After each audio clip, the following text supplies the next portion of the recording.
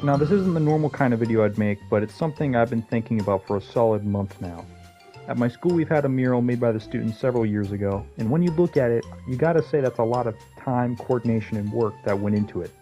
The clear image of what the message is, the historical figures that shaped not only the school, but society in general.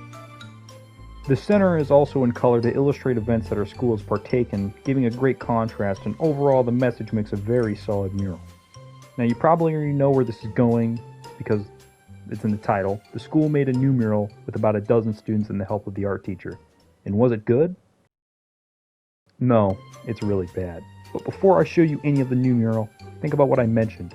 The hard work, the message, the realistic drawings of the school and historical figures, and take that all in comparison to what is in the new mural. I do want to mention that this didn't replace the old mural, but it's almost right next to it and completely insults the original. Now that I took care of that, I will show you the brand new mural.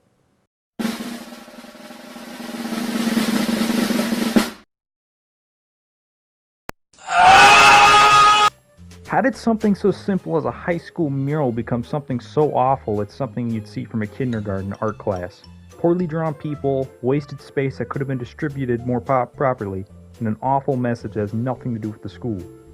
I really can't tell you, but what I'm here for is to talk about why it's wrong, and why it fails as a mural, and why it ruins the image of the previous one. Let's just start moving from the left side of the mural, and work our way to the end of the right side. Let's begin with this black dude with not only a fade, but cornrows on the side of his head.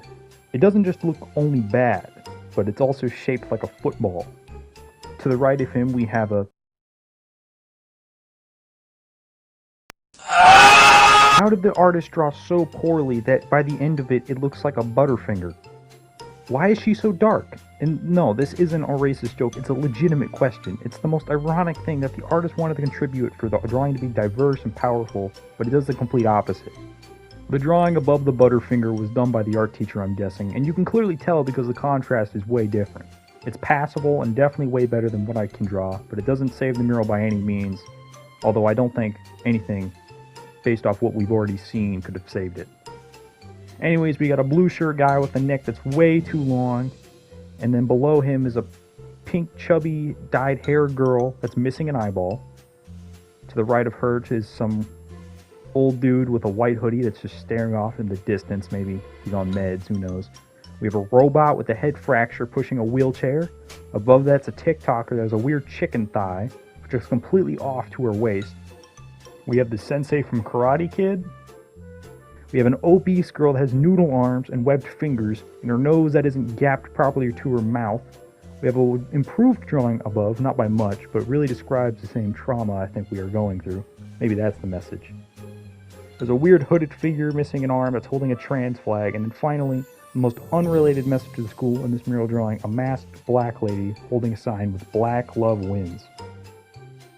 Now, let me ask you, what does the message "Black Love Wins" have anything to do with the school? Especially considering that most kids at my school aren't black or white, but Hispanic. It's a forced message that couldn't have been more obvious and doesn't even correlate with what our school is about. And what would have happened if the sign said "White Love Wins"? I'm sure it would have been taken down because it'd be considered as an act of hate and considered as whitewashing or something, but besides that, let's go back to the original and compare the messages between the two murals. The original mural's message can be interpreted differently to just about anyone, but to me, it's that our school shapes the world and that we can reach achievement just like the historical figures in the drawing. What's great about the old mural is that it doesn't obviously present the motive and meaning. It's up to the person viewing the drawings to look at it and get the idea for themselves. But when you slap together a political message that doesn't illustrate the school, but just a narrative, it doesn't come off as anything but forced. And that's the biggest issue with the drawing. Obviously, that's not the only issue. But it's the most important and the reason why you make a mural to begin with, to display the power and the strength of your school while showing its significance in the community. The new one doesn't do anything but alienate people and embarrass the school.